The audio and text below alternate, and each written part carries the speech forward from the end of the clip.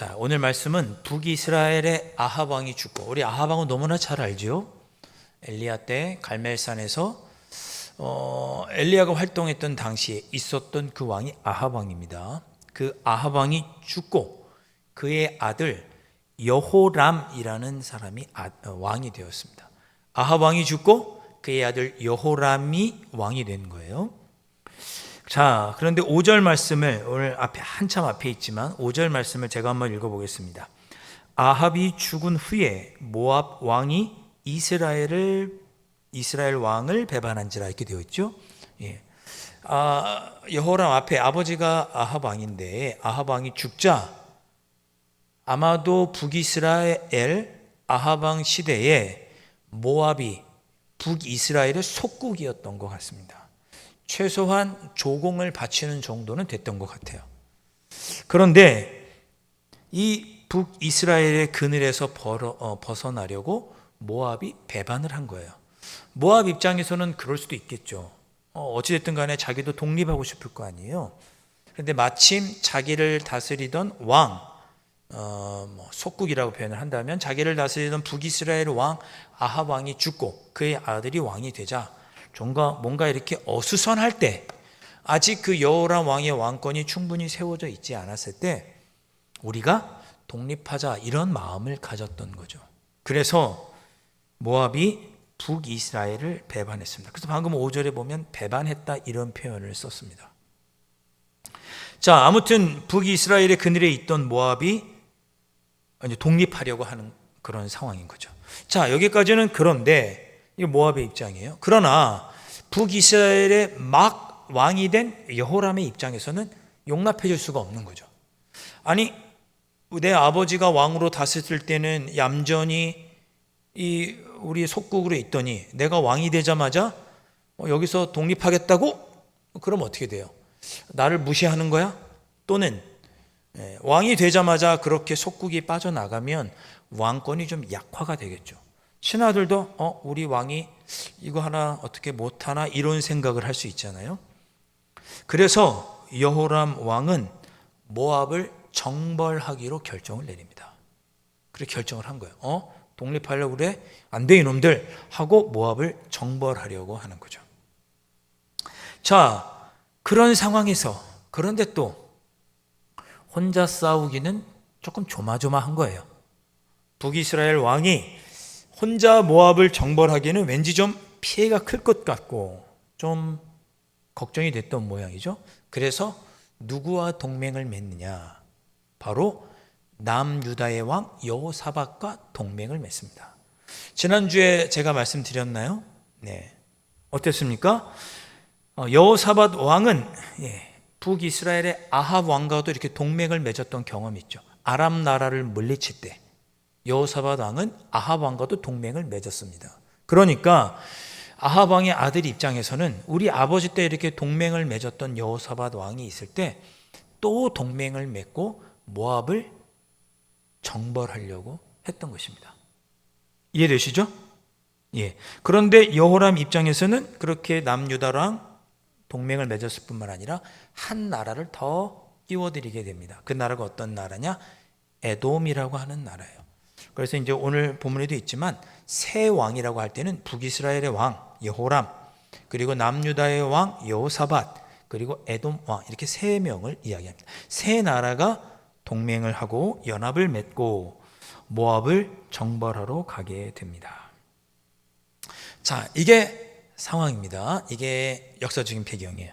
자, 그런데 그렇게 해서 세 나라가 연합을 해서 모압과 싸우러 전쟁터로 나갔습니다. 무슨 일이 발생했느냐? 일주일 만에 그만 가지고 있던 물이 다 떨어졌어요. 물이 떨어졌습니다. 여러분도 우리가 어느 정도 상식적으로 알지만 이스라엘 이쪽은 물이 귀하잖아요. 오늘 뒤에 읽었던 표현에 보면 이미 골짜기에 물이 다 말라 있었어요. 도저히 비가 내리고 할 그런 상황이 아니었습니다.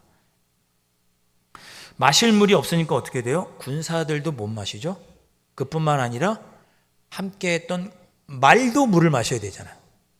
그러니까 마병도 물을 마셔야 되니까 물이 없으면 전투력이 약화될 수밖에 없어요. 군인도 물이 없어. 말도 물이 없어. 전쟁을 하기가 어려워진 상황이 되었습니다. 자, 이렇게 곤경에 처해 있을 때 우연인지 어떤 건지 모르겠는데 북이스라엘의 여호람 왕이 지나가는 말로 이런 이야기를 합니다. 10절에 보면 이런 이야기를 합니다. 슬프다, 여호와께서 이 세 왕을 불러 모아 모압의 손에 넘기려 하시는도다. 이렇게 이야기를 합니다. 이스라엘 왕 여호람이 하나님께서 이 세 왕, 북이스라엘 왕, 남유다의 왕, 에돔 왕, 이 세 왕을 불러 모아서 모압과 전쟁하려고 했는데 우리를 모압의 손에 넘기시려나 보다라고 한탄 섞인 이야기를 합니다. 그걸 누가 들었느냐? 곁에 있던 여호사밧 왕이 딱 들은 거예요. 이 여호람 왕이 믿음을 갖고 하나님께 그렇게 한탄했는지 어땠는지 알 수는 없습니다. 근데 평소 그의 행적을 보면 하나님을 신실하게 믿었기 때문에 하나님께 간구하고 탄식한 것은 아니에요. 좀 이따 읽어보면 엘리사가 여호람 왕에게 당신 아버지가 섬기던 선지자들에게나 가라, 당신 어머니가 섬기던 선지자들에게나 가라, 이런 표현을 하거든요. 바알과 아세라를 섬기는 선지자들에게 가라, 그렇게 이야기한 것 보면 여호람이 그렇게 하나님을 신실하게 섬기지는 않았습니다. 그런데 그 입에서 툭 나온 거예요. 하나님이 우리를 모압의 손에 넘기시려나? 그 이야기를 누가 들었느냐? 여호사밧 왕이 들은 거예요. 그리고 그가 한 말이 오늘 읽었던 11절 말씀입니다. 자, 우리 그러니까 11절 말씀 다시 한번 우리 함께 화면 보면서 읽어볼까요? 함께 읽습니다. 여호사밧이 이르되 우리가 여호와께 물을 만한 여호와의 선지자가 여기 없느냐 하는지라. 이스라엘 왕의 신하들 중에 한 사람이 대답하여 이르되 전에 엘리야의 손에 물을 붓던 사밧의 아들 엘리사가 여기 있나이다 하니. 아멘. 하나님께서 우리를 모압의 손에 넘기시려고 하나라는 이야기를 여호사밧이 듣자마자 뭐라고 말하느냐? 우리 하나님께 여쭤보자 라고 이야기를 합니다. 우리 하나님께 여쭤보자. 지난주에 아합 때도 우리가 살펴보았죠. 아합이 여호사밧과 연합해서 또 전쟁을 할 때 여호사밧이 또 뭐라고 그랬죠? 아합 왕에게 우리 하나님께 먼저 물어보자. 이 전쟁에서 승리할 수 있는지, 하나님의 뜻이 먼저 무엇인지 우리 먼저 하나님에게 물어보자, 이렇게 제안했던 사람이 여호사밧 왕이었어요. 그래서 400명의 선지자들을 데려왔고 나중에 한 명 더 미가야의 이야기를 듣게 되죠.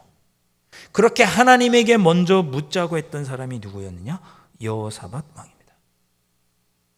우리는 왜 여호사밧 왕이 성경에서 선한 왕이라고 평가했는지 여기서 깨닫게 됩니다. 여호사밧 왕은 하나님께 잘 물어보는 신앙을 가진 그런 사람입니다. 잘 물어봐요, 하나님께. 하나를 보면 열을 한다고 그는 하나님 앞에 자기 삶의 큰 일, 작은 일을 하나님께 물었습니다. 그는 하나님께 무언가 하기 전에 잘 물었어요. 하나님, 제가 이 전쟁에 나가는 것이 옳습니까? 이 전쟁에서 승리할 수 있습니까? 하나님, 제가 어떻게 해야 하나요? 하나님 뜻은 무엇인지요? 하나님께 잘 여쭈었던 사람이 여호사밧입니다. 자, 여호사밧 왕이 우리 하나님께 물어보자. 우리가 하나님께 물어볼 만한 선지자가 없느냐? 그랬더니 그 곁에 있던 북이스라엘의 왕 밑에 있던 신하들 중에 한 사람이 우리 중에 물어볼 만한 선지자가 있습니다. 엘리야에게서 수종 들던, 그의 손에게 물을 부어주던, 수종 들던 그의 제자 엘리사 선지자가 있습니다. 이렇게 얘기를 해줍니다. 여러분, 조금 여담입니다만은 좀 오늘 말씀과 조금 달라 빗나가 있지만 여러분 좀 신기한 것이 있습니다. 엘리야, 능력 있는 선지자죠. 엘리사, 구약에서 가장 많은 기적을 베푼 선지자면 엘리사입니다. 심지어 죽은 아이도 살리잖아요. 능력 있는 선지자가 엘리사죠. 근데 그의 스승은 또 누구예요? 엘리야입니다. 구약을 대표하는 그런 선지자죠. 예수님께서 마태복음 17장에서 변화산에서 변화되실 때 그때 구약의 선지자를 대표해서 나타났던 사람이 엘리야예요. 근데 놀랍게도 이 훌륭한 두 선지자 엘리야와 엘리사는 다 북이스라엘에서 활동했던 선지자입니다. 놀랍죠? 북이스라엘은 하나님을 섬기지 않는 왕들만 있었잖아요. 모두 19왕이 다 하나님을 섬기지 않았던 악한 나라가 북이스라엘이에요. 근데 거기서 가장 훌륭했던 두 명의 선지자가 있었습니다. 아이러니하죠? 예. 자, 다시 돌아와서 그 엘리사 선지자를 누가 소개하자 여호사밧 왕은 옳거니 우리 그 엘리사 선지자에게 갑시다라고 이야기를 합니다. 12절 말씀 제가 읽어보겠습니다. 여호사밧이 이르되 여호와의 말씀이 그에게 있도다 하는지라. 이에 이스라엘 왕과 여호사밧과 에돔 왕이 그에게로 내려가니라. 아멘. 자, 여호사밧 왕은 그래 우리 엘리사에게로 가자. 하나님의 말씀이 거기 있다. 우리 하나님 말씀 들으러 가자. 제안을 한 겁니다. 보십시오. 엘리사가 어떻게 했어요? 그 여호사밧이 어떻게 했어요? 야, 우리 새 왕에게 같이 가자고 제안한 거잖아요. 새 왕이. 여러분 같으면 어떠셨을 것 같아요? 내가 왕이면 그 선지자 좀 오라 그래 그러지 않았겠어요? 그런데 여호사밧은 우리 엘리사에게 하나님의 말씀이 있으니 그에게 가자. 그리고 새 왕이 함께 엘리사에게로 하나님의 말씀을 듣기 위해 갑니다. 다시 한번 말씀드립니다. 왜 여호사밧이 훌륭한 왕인가? 왜 여호사밧이 훌륭한 왕인가?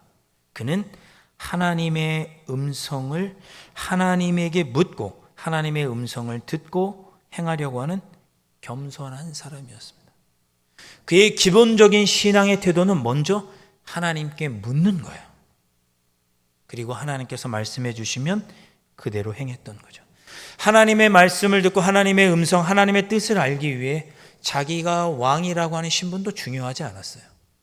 하나님의 말씀이 있고 하나님의 뜻을 알 수 있는 곳이라고 하면 그는 다른 왕들을 데리고서도 그 선지자에게 갈 줄 아는 그러한 사람이었습니다.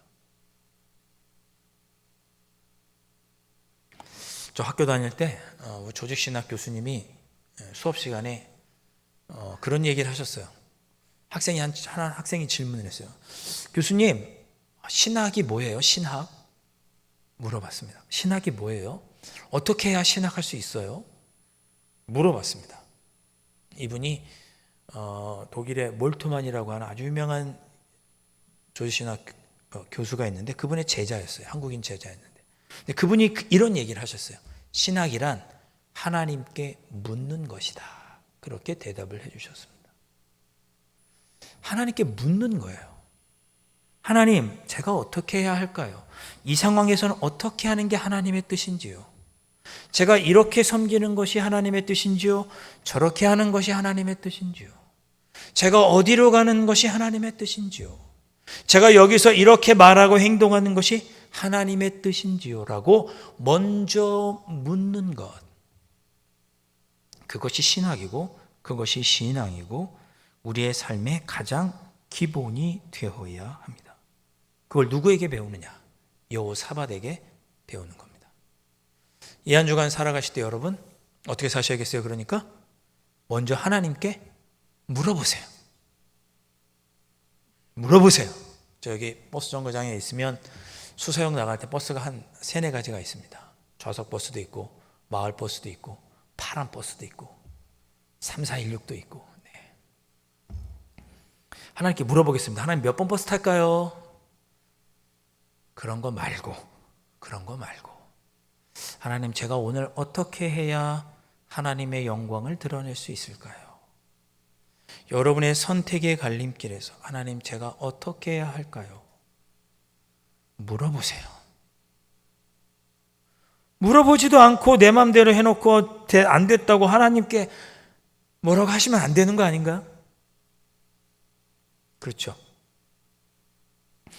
재밌는 것은 오늘 말씀을 읽어보면 이런 여러 가지 표현들이 나오는데요. 처음에 엘리사에게 그 세 왕이 가서 여호사밧, 여호람, 에돔 왕 셋이 가서 이제 하나님의 뜻을 물어보죠. 그때 북이스라엘 왕 속한 엘리사가 북이스라엘에서 활동했던 선지자니까 북이스라엘 왕이 먼저 물어봐요. 우리가 이 전쟁에 나가는 게 맞느냐 틀리느냐 물어봅니다. 그랬더니 엘리사가 콧방귀를 뀌죠. 당신에게는 말해줄 수 없다. 당신이 아버지가 섬기는 선지자 바알이나 아세라 선지자에게 가서 물어봐라라고 이야기를 합니다. 그리고 나서 15절에 이렇게 이야기를 하는 거죠. 15절 말씀, 엘리사가 이르되 내가 섬기는 만군의 여호와께서 살아계심을 두고 맹세하노니 내가 만일 유다의 왕 여호사밧의 얼굴을 봄이 아니면 그 앞에서 당신을 향하지도 아니하고 보지도 아니하였으리이다. 이렇게 얘기합니다.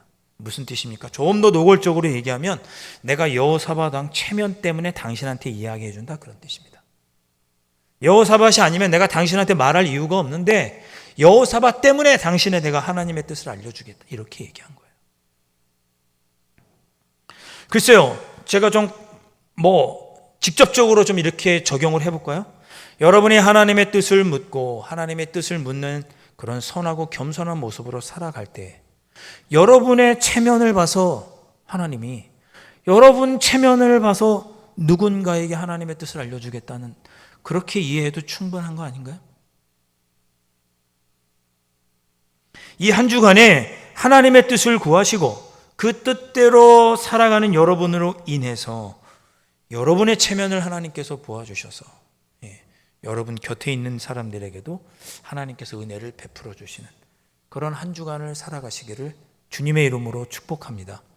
그러니까 여러분도 하나님께 이 한 주간 묻고 하나님께서 알려주신 대로 행하십시오. 그럼 여러분으로 인하여 여러분 주변에 있는 사람이 또 주님의 은혜를 입게 될 줄로 믿습니다. 자, 그렇게 엘리사가 이야기하면 어떻게 합니까? 엘리사가 검은 옷 타는 사람 불러오십시오. 그 연주를 하십시오. 그 연주하는 속에서 이제 엘리사가 기도했겠죠. 그러니까 하나님의 손이 임했다 그랬습니다. 하나님의 손이 임하자 엘리사가 예언합니다. 여기에 물이 가득 찰 것이요. 땅을 두루 파시오. 몇 군데 이렇게 땅을 파세요. 이 골짜기에. 그럼 거기서 물이 나올 거예요. 바람이 불지도 않고 비가 올 징조, 구름도 없고 바람이 조금도 불지 않아서 비가 올 거라고 예상도 할 수 없지만 인간의 힘으로는 할 수 없지만 하나님께서 물을 내주실 것이요 라고 엘리사가 이야기를 해줍니다. 그 밤에 어떻게 돼요? 물이 가득 차게 되는 거죠. 엘리사는 물만 가득 찰 거라고 얘기하지 않았습니다. 당신들이 모압 땅을 정벌하고 그 땅을 차지할 것이요 라고도 이야기를 해줍니다. 물도 가득 차고 모압 땅도 차지하고 승리할 것입니다. 이렇게 엘리사가 이야기를 해줍니다. 20절 말씀, 자, 다 같이 한 목소리로 우리 읽고 기도하시겠습니다. 함께 읽겠습니다. 시작. 아침이 되어 소재 드릴 때에 물이 에돔 쪽에서부터 흘러와 그 땅에 가득하였더라. 아멘. 이 한 주간에 하나님께 먼저 물으심으로 여러분의 마른 땅이 풍족하게 물로 채워지는 역사 있으시기를 주님의 이름으로 축복합니다. 더불어 여러분을 보아주셔서 하나님께서 여러분 때문에 여러분 곁에 있는 이도 그 마른 골짜기에 물이 채워지는 역사가 있을 수 있기를 주님의 이름으로 축복합니다.